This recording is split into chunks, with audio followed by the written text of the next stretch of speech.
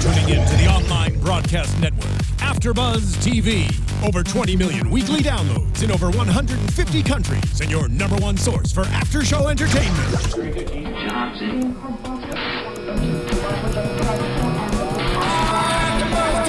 AFTERBUZZ TV, the destination for TV superfans, producing after shows for over 300 of your favorite TV shows, interviewing celebrities and showrunners, and bringing you behind-the-scenes exclusives. All thanks to E! Entertainment's Maria Menounos, producer Kevin Undergaro, and internet leader Akamai. Now, let the buzz begin! Hello and welcome. We are talking about a brand new series, The Librarians. Welcome everybody, I'm your host Yael Tygiel. With me today, Sam Davidson. Hi guys. We are talking about The Librarians. We got 2 episodes for the premiere.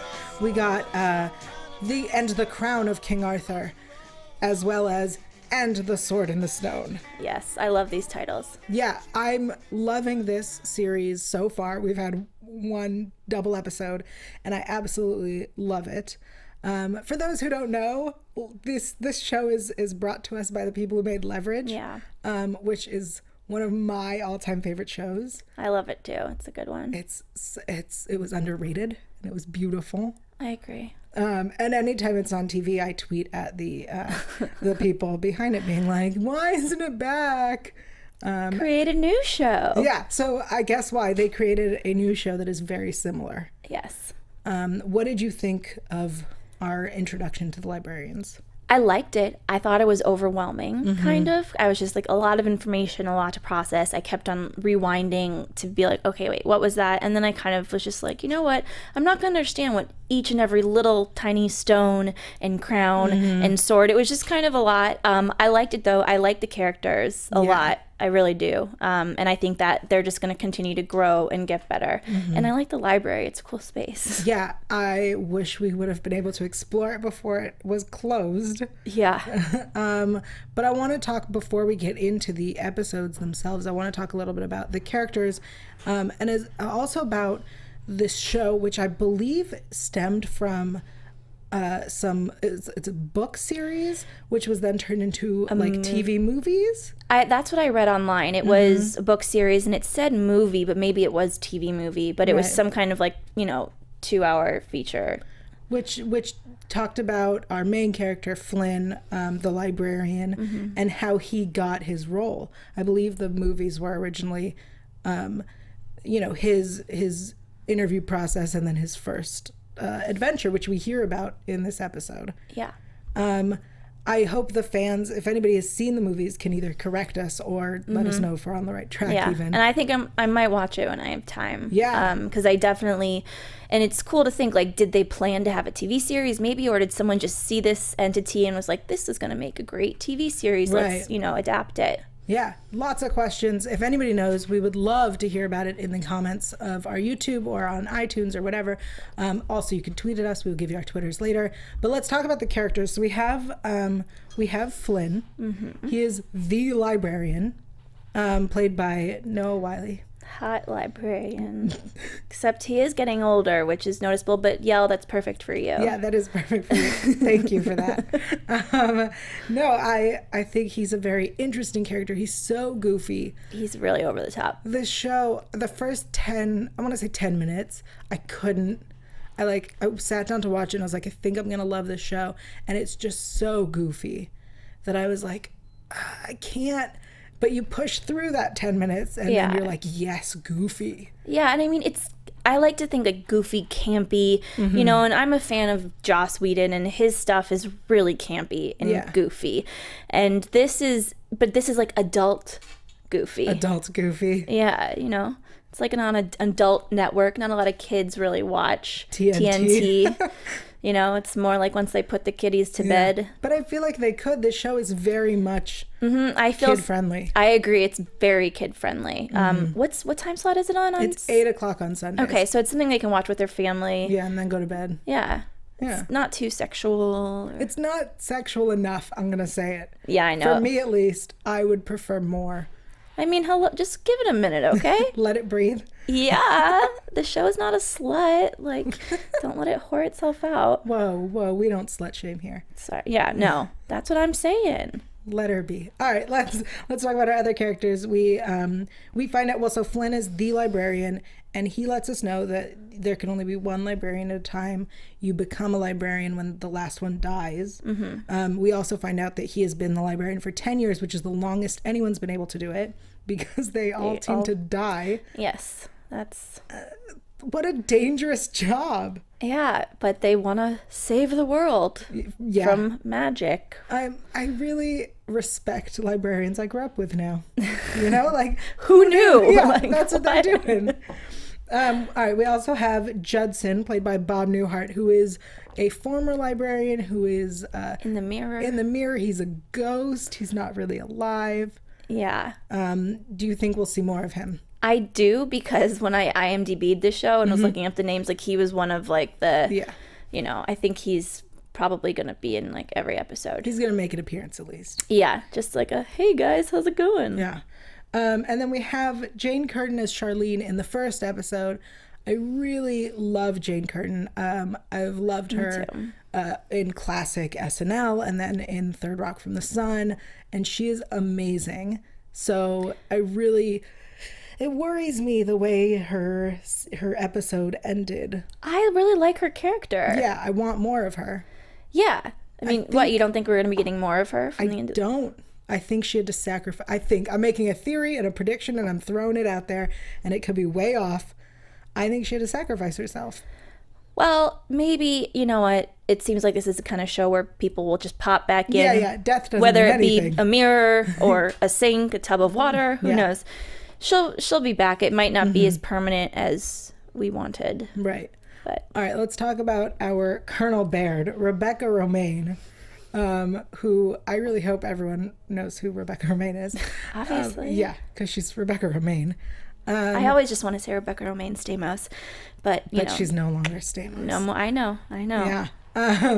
Rebecca Romaine, who I love as Mystique, and you know, she was great on Just Shoot Me back in the day, and she had her own few shows that she tried out. I really liked a couple. There was a show, it was a Halloween show a few years ago, but it got canceled. But it was Eastwick. Yeah, it was Witches of Eastwick. That's what it was. But it was called just Eastwick, but it was the same story as the Witches of Eastwick, Exactly, which is a novel. yeah. Anyway, she plays Colonel Baird, who is a kick-ass NATO counter-terrorist agent. Yeah, she's really intense. Yeah.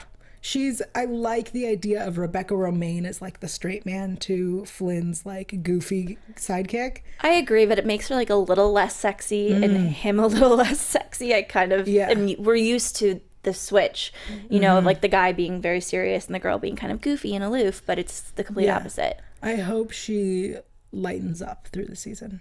Yeah, me too. All right, and now our newly librariettes.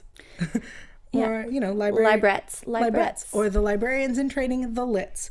We have Jack Stone, played by Christian Kane, who is amazing. Yeah, he's hot. People will recognize him from Angel, from Leverage, from lots of other things. He and Rebecca Romaine played brother and sister on a show that Rebecca tried to do, also on TNT, I believe, or FX. It was like Maxwell and something. I don't remember. It got canceled. He played her brother. But he is amazing. He is Jack Stone, who he works on an oil rig, and he's also has an IQ of 190, and he decided not to do anything, but he is an art history buff. We also have Ezekiel Jones, played by John Kim, who's an Australian actor. The accent throws me off. I'm like, what is it? Yeah, but it works. Yeah. Who plays another genius who's also basically a thief. And then we have Cassandra Killian, played by Lindy Booth. I really like her. People may recognize her from lots of things. Again, like Rebecca Romaine, she's all over the place. And then Jenkins, who is our stick in the mud. Yeah. Played by the lovable John Larroquette.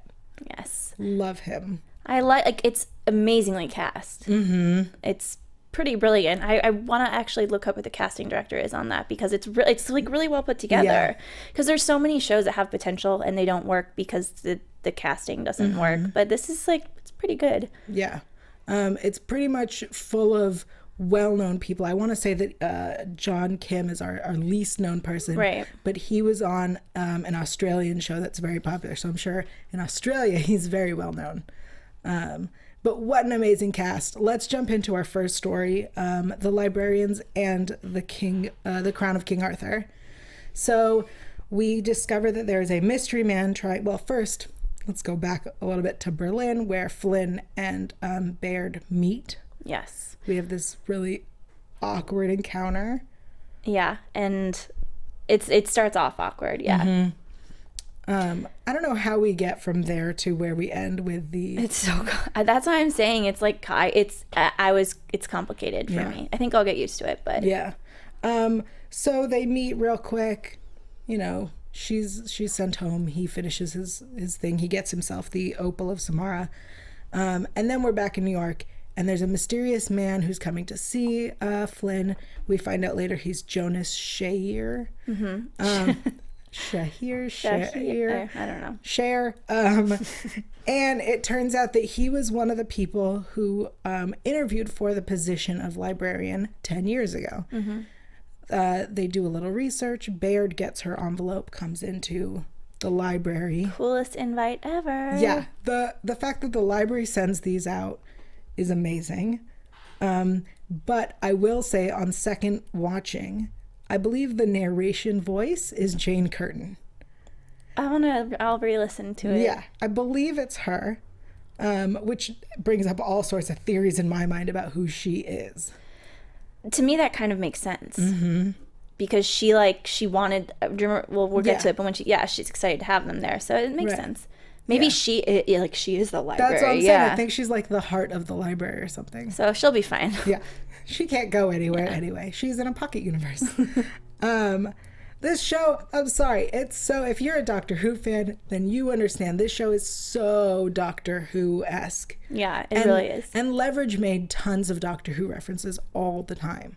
So I'm going to go with the creators and the writers are Whovians. Yeah. And that could be why I love this show so much. They take two shows that I love and put it together, and it makes me so happy. She's so happy right now. Like, literally, there's heat coming off of her body. Yeah, there is. It's really hot in here.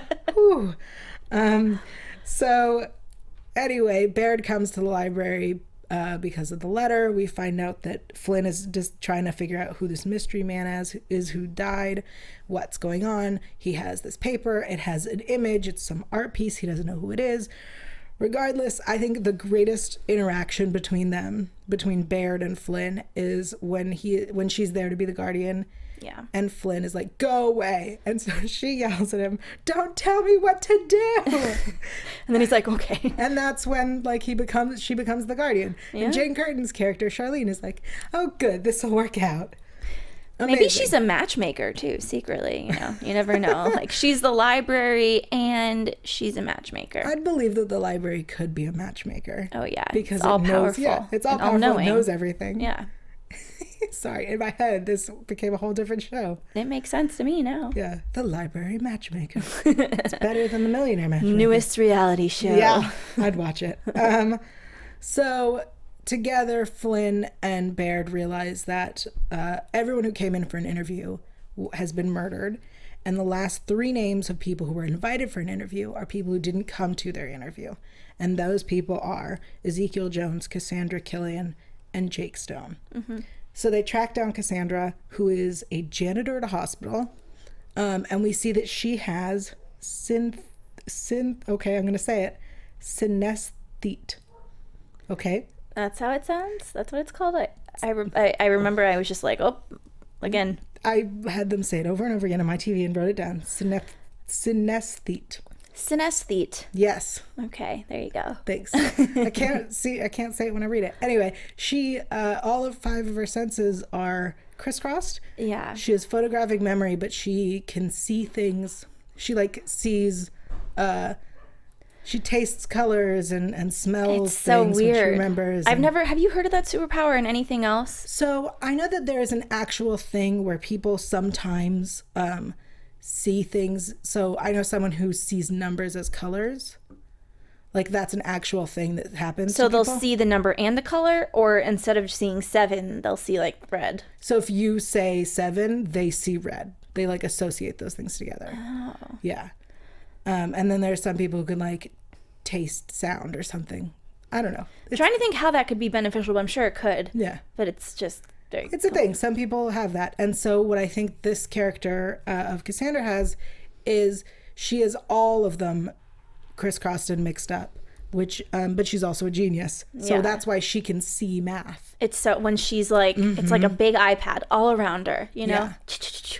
I wish I had that. It's very Sherlock, and I love it so much. It's Yeah. great. And she's so like tiny and petite and looks Quiet and like yeah, you know, mousy small, and mousy. neat. And like you think like, oh, like this girl, you know, whatever. But she's like, bro, I got this. Well, and I love that we kind of see her as what she's seeing instead of how everyone else sees her as just a crazy person. Oh, yeah. That is just like, like we were like, wow, you know, when I saw it, I was like, this is pretty cool. Yeah. But everyone else is seeing her as like a crazy. Right. Because you would, you're just someone just doing that out of the blue. Yeah. And she is this janitor in a hospital, who I think the greatest is when we see her and she's like, nope, you're wrong. This is what that person has. But then we later find out that she has a tumor and, you know, is not going to live very long. So later we go find Ezekiel Jones, who is a thief. Yes. We pick him up mid-heist. And the reason he wasn't at the interview is because he was thieving. He loves to thieve. Yeah. He loves to steal stuff, which I think is cool. It's kind of sexy. It's dangerous, Yeah. you know? It makes me like, it's a weird accent, and I just Yeah. wasn't expecting that, but I like it. He, not to keep harping on how similar it is to Leverage, he's their Hardison. Yes. Yeah, he's Hardison. Which is so cute to see him with Christian Cade's character of Jake Stone, who is from Oklahoma and works on an oil rig and does his own stunts, of course, because Christian Cade can. Yeah. Yeah. Oh. It's like they said, Yael, we hear that you want Leverage back, but you also like Doctor Who. So here's what we're going to give you. It's like a gift to me. This show is a gift to me. And I'm so happy for you. I hope other fans feel that way as well.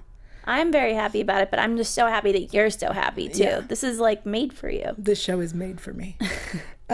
So, all right. We have our team, our lit, and they didn't come to the library interviews, but it seems that they're being targeted because they were the most likely ones to find the crown. In fact, Jake Stone is the one who says, you know, that art is, you know, called the Crown of King Arthur.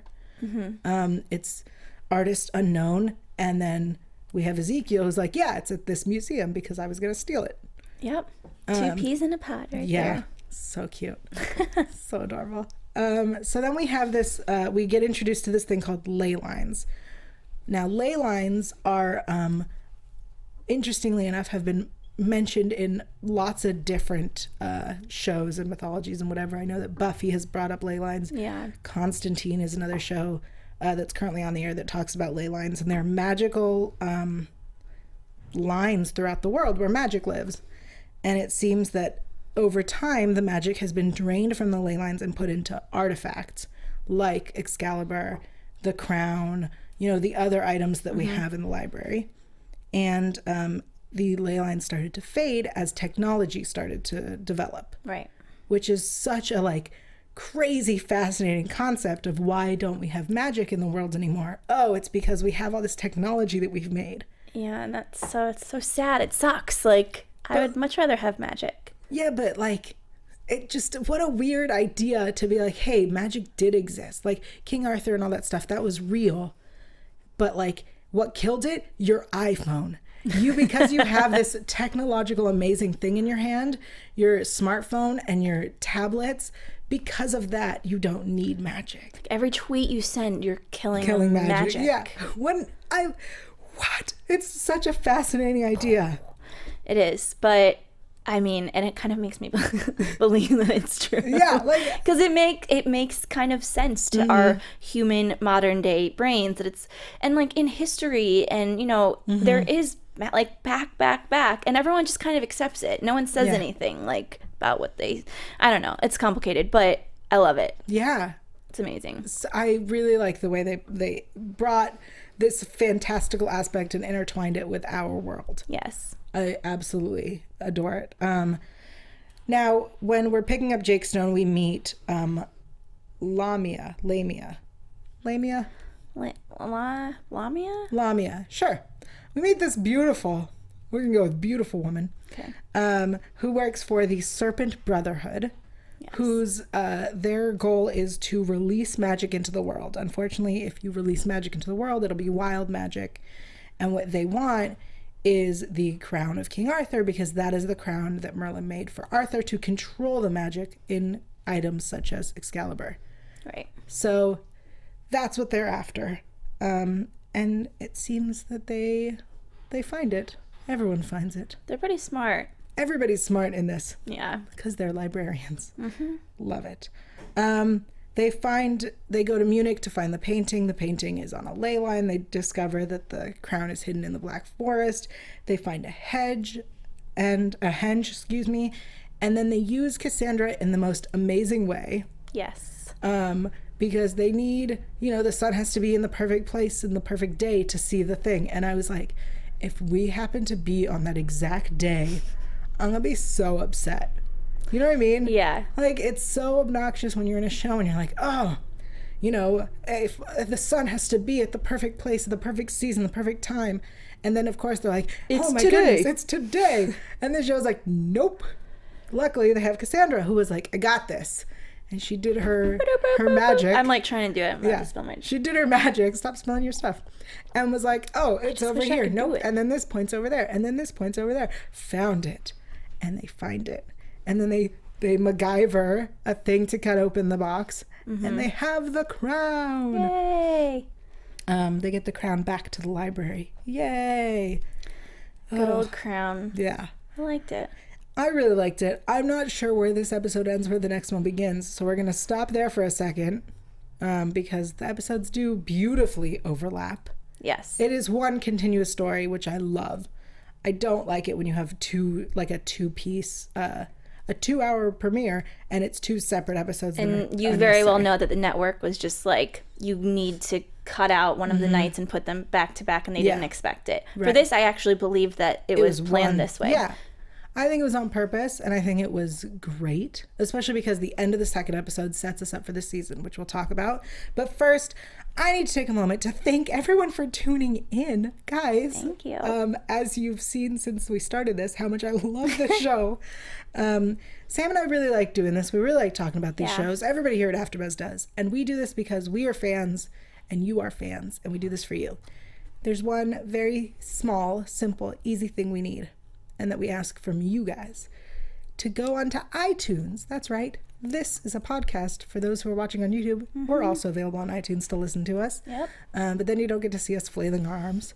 Yeah. Yeah. So, you pick and choose. But go onto iTunes and rate and review our show. If you like our show, which we really hope that you do. Yes. Yeah. Give us 5 stars. If you do not like our show, we understand. We will accept that. That is a thing. We'll take 4 stars. That's fine. We'll do it. But nothing less. Yeah. No, that's ridiculous. You wouldn't have made it this far if you liked us less. Yeah. You would have tuned out by now, so. Yeah. And leave a comment. Let us know how we're doing. Yeah. Give us theories. What you guys think of this show. Are you Leverage fans? Are you Doctor Who fans? Are you Buffy fans? Are you Witches of East End or Eastwick or Charmed fans? I was like, more witch shows. All of the above. Yeah, right? We love all those things. So we would love to hear your thoughts. Okay, so the next portion of our story is that the library has been breached. And it seems that someone had to disable something from the inside to let in Lamia and her people. Yeah, it's such Is a it weird Lamia? name. I don't know. I don't like the name. I thought it was Lamia. Yeah, that sounds more right now. Lamia. Yeah, Lamia. Just not as pretty. No, but she is. I know she's beautiful. Yeah. Sorry, I'm thinking about the fight scene with her and Christian Kane. Anyway, so they come into the library. It's been breached. Charlene and Judson have to deal with that, with the library being breached. Yeah. But it seems that Cassandra is the one who let them in because they leveraged something. Yeah. Okay. That she has this tumor, that bringing magic back, well, they'll be able to save her. And they, Lamia gets the crown and uses it to control Excalibur. And Cal, poor Cal, has to stab his friend, and he stabs Flynn. And we've heard since the beginning of last episode that a stab or a cut from Cal will never heal because it's magic. And we hear as Flynn is like not doing so well, that Cal is actually a key to a lock to release magic.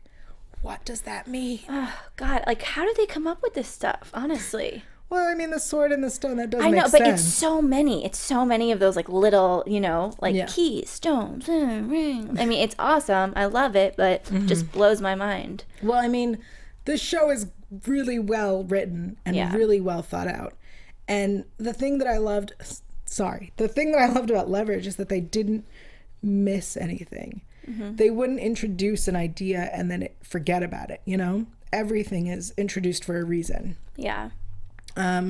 So as the library is defending itself by closing, basically, and disappearing into a pocket universe, Doctor Who right there, we have our team, and they're trying to escape, minus Cassandra, who left with Lamia, and they have to pick a door, any door.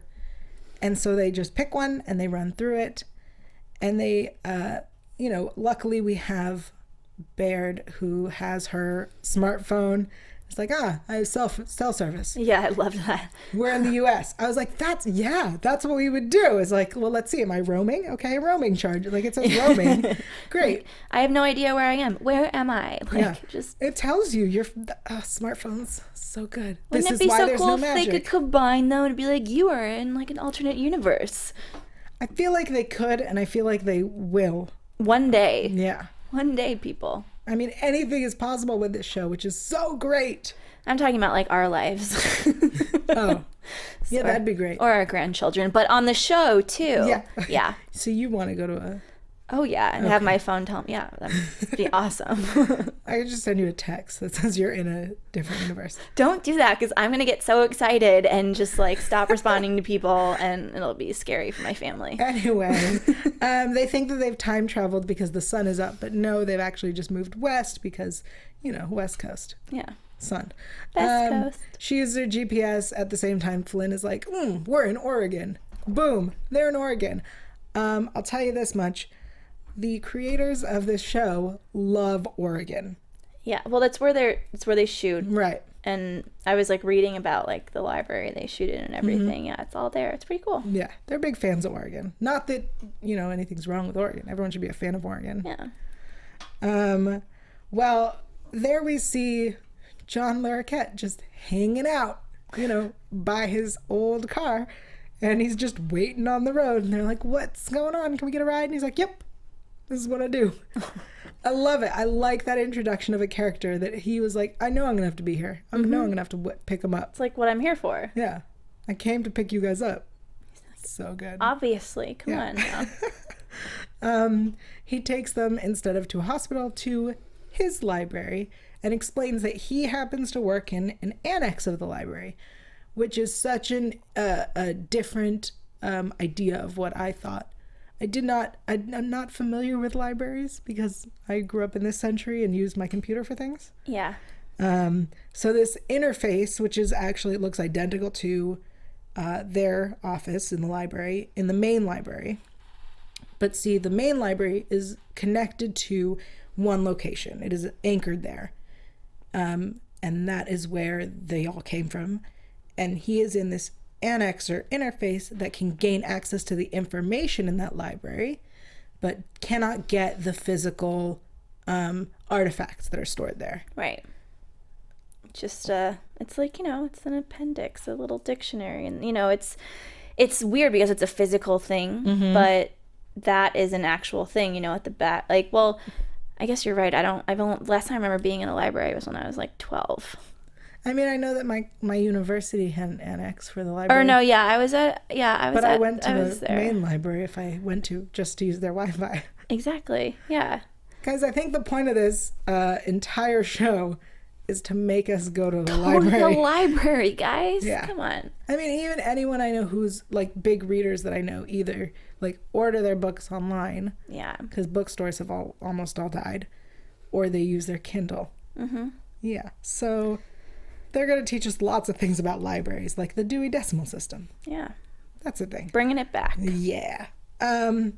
So it seems now that they have about 24 hours till Flynn dies because of his wound. And that if Excalibur is the key, they need to find the lock. They use the resources in the library annex and realize that they need to get to the stone. Yes, the stone. From which the sword came from. Luckily, they realize it's in London. What? London magic. Yay! Vacation. Seriously, if they used more exterior shots, I feel like they could claim that they need to travel the world to film this show. Yes. Well, I mean, just a question though is I kept on thinking about their monetary compensation. Like, do they just get? I mean, because there was a joke made at the beginning about what health insurance or something. Like, I hope she doesn't think she's gonna get health or benefits or something. Right. Like, are they? How are they have it? They're just like have so much money. I mean. It's a magic library. I feel like they have a money making artifact, so that produces money. I want to know what it is. Like a fountain of youth, but like a fountain of funds. So a magic tool is just like to create money. I'm sure there is one. Okay. I mean, if there's a magic tool to just control the magic tools, why wouldn't there be one that makes money? Okay, you're right. Touche. Yeah. Also, magic. I don't think we can think about logical things. Like, also, their plane tickets. I'm going to make an assumption that stuff like a plane ticket is actually, like, not purchased. They make a plane ticket for a seat. You know what I mean? I guess so. I mean... The same way, like, a hacker wouldn't buy a ticket. They would just hack in and be like, nope, I'm sitting there. Yeah. Well, that's how I imagine it. I think hopefully they will explain it to us, maybe. Yeah. I know it's not that important, but it's for some reason just kept on popping into my head, you know? Because, like, yeah, magic is so cool. Like, they want to have access to that and, like, save lives. But, you know, girls got to eat. I mean, true. I see what you're saying. I mean, they save money on rent, seeing as how they live in the library. True. And now they've all relocated to Oregon from wherever they were. Yeah, exactly. And they have a thief with them, so I think they're good on funds. Okay, yeah. That's what I'm going to go with. All right. So they get to London, and the Serpent Brotherhood is also there. And there are two ways to get to the stone. One is through the main entrance, which would be through Buckingham Palace. And the other is to break in underneath through the wall. Yes. Apparently... the breaking through the wall is the easier way. And that is what Really? I mean, I think it'd be hard to get through Buckingham Palace. Clearly it wasn't. Well, yeah. I mean, it's like they had the leverage team there to con their way in. Yeah, true. But they go in, the Serpent Brotherhood goes in through the side. Everyone meets. They meet there, and there's a nice fight sequence. We use all of our talents and our brains and whatever. Cassandra, who's in a dungeon, joins them, and it seems that like Lamia, I keep forgetting how to say. I'm sorry, guys. Lamia asks Flynn how he expects to defeat her, because Lamia, you know, has the crown and the sword, and they've pretty much won at this point. Yeah. And she's like, "Who are you gonna? You know, how are you gonna defeat me?" And I think this is such an amazing conversation that's had during this fight, because she's like, one of your, you know, librarians are doomed by her gift, another one who fled from it, and one who abuses it. What a way to like categorize them. Perfect. It's like the perfect categorization. Now I categorization. can't. Yeah, no, I can can't say the speak. hard thing, but Yeah. Okay. No, like that's exactly who they are. Cassandra is doomed by her gift. She's amazing. Unfortunately, it's killing her. And it makes her irrational and make stupid decisions. Otherwise, she would be the biggest asset of the group, I think. I agree. And then we have Jack, who didn't want to deal with it. He's a genius and he loves art history and he knows all these things, but instead he decided to stay home and work on an oil rig and ignore, his gift and his talents. Tell me if I'm wrong, but we haven't really, and I know that we will, get his backstory. Like, something had to have happened. Right. There's got to be a reason why he didn't leave home. Yeah. Mm-hmm. Because it just doesn't make any sense. And he's like the tortured, brooding type. He's so hot. Which is awesome. Yeah. Sorry, guys. Yeah. And then we have Ezekiel, who abuses it. Yeah. Who does what I think any 20-something-year-old who happens to be a genius with a hot Australian accent, like I think that I would do it. I'm gonna be honest. If I was a really good-looking 20-something genius with a hot Australian accent, I would be a thief. I'd probably gamble. Yeah, okay, that makes sense. Either way, we'd be abusing our powers. Yeah, true. Yeah. But of course, luckily, Flynn, being Flynn, he says we're librarians. We're gonna win with knowledge. Oh, beautiful! This show is full of moral messages. That's why it's on at 8 p.m. so the fam can watch with the kids. Mm-hmm. Well, we get the crown from Lamia, and it seems that Cal is running out of magic. And running out of time. And there's only enough magic to either save Cassandra or to save Flynn.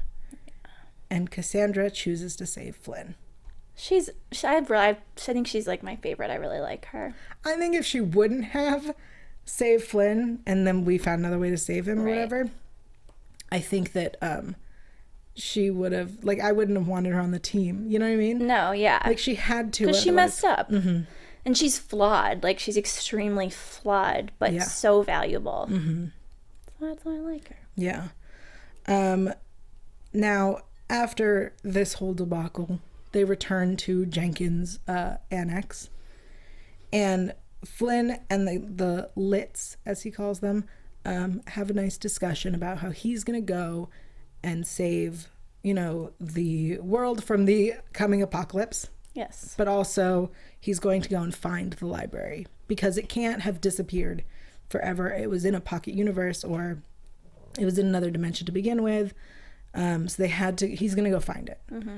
Meanwhile, they're going to stay with Jenkins and be trained, which has never been done before, it seems. It seems that up until this point, librarians were chosen and they were geniuses, but they were just thrown in and like, hey, figure it out. And that's why they've all died. Yeah. And it's like boggles my mind that now all of a sudden they're like, let's get a team in here.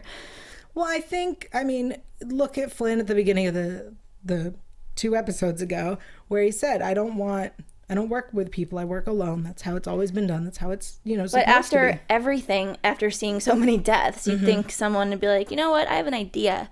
Like, and I do think, though, that is what the library, intended by bringing them all in is like, let's make a team. So maybe not everybody has to die. Yeah, I think definitely because my theories are that it was all Charlene and it was all her plan and her doing and whatever. Right. I just really want it to be Jane Curtin.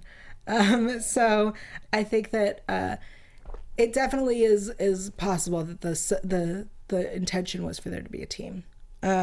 So right before Flynn leaves and Baird is going to stay and take care of everybody, there's a kiss, which I'm gonna say it did not make sense to me. Yeah, we saw it coming kind of when they were dancing, and I'm like, sexual tension? Yes. Yeah. And it was like she was the dude. That's what I did. I mean, I don't know. I guess I'm traditional, but it was almost, you know what I mean? She kissed, she like took it, and then he got all like flustered. Yeah. I agree. I think I like them playing with the gender roles. I do not like them. I think the kiss was way too early. I think that we should have built up for it. I think it was not it wasn't, we weren't ready yet. You know, their relationship to me doesn't say that strong of an attraction yet. Yeah, but perhaps this is the kind of show they want to establish their relationship at the beginning to make that a staple for the rest of the season. Whereas like a lot of shows, it's like, oh, back and forth. I like you. Do I not like you? They will. They yeah, won't. They're like, no, they will. Just get used to it. Well, we are set up for an amazing season. We have Flynn going out and saving us from an apocalypse, basically. They're fighting all sorts of magic. Do you think with what we've seen so far, do you think we're set up for a major storyline to be with the team each week and then Flynn coming in every once in a while, and that Jenkins is their knowledgeable, wise old man? Or do you think that the show's going to go a different route? I hope not. I mean, I want Flynn to be there every week. I think that, I mean, that's why it was confusing to me. Like, to me, he's the main character of the show. Right. So, I mean, what exactly is going to happen here? I think something's going to bring them together, or they're going to, like, go traveling with him or something. Something's going to happen, and they're going to maybe think they're stronger together at the end of the day. Okay. I think they're setting us up for a weirdo season where he pops in and out. That's what I think. But before we get into predictions, I have a little bit of news. Oh, yes, you do. Just a little. AfterBuzz TV News. So ratings are always terrible news to give out because no one, as fans, we don't care what the numbers are. But I will tell you this, which surprised me. Apparently, I read that the Librarians season premiere, 2-hour season premiere, was the #1 series premiere episode in ratings for cable this whole year. That blows my mind because I didn't see that many promos for it. I didn't see that many promos for it. I also don't know anyone other than a few people, very few people who watched it. But it seems that this show for 2014 premiered with the #1 ratings for cables, which, I mean, Legends premiered this year on TNT. And other shows have premiered that I would have thought were bigger. Yeah. That said, guys, that means so many people are watching this show. Go out, find your friends, tell them. Be like, hey, I'm watching that show too. Because I feel like it's going to be another show where people don't tell I think it's going to be a cult show that, like, and I hope this doesn't happen a few years from now. People are like, watch this on Netflix. It's awesome. Let's watch it now. Yeah, let's keep it on TV. And the way you can do that is, of course, by joining us on the after show, rate and review, tweet about it, all that good stuff. And now let's head into predictions. And now, your AfterBuzz TV. This is the prediction dance? Yeah. Okay. My prediction. For those who listen on iTunes, we did jazz fingers. Jazz hands. And it was really awkward. Yeah. Okay, so this season, according to the beautiful promo, it seems we're going to have a dragon, we're going to have a minotaur, it looked like, we're going to have Santa. And it seems that magic has gone wild, and there's a backdoor portal in there in the library, which is how they're going to get places. Shocking. Yeah, so I don't think there's going to be many flights. I think they're just going to pop through doors. What do you predict, let's say, for this season? Because we don't know what's going to happen next episode. Yeah.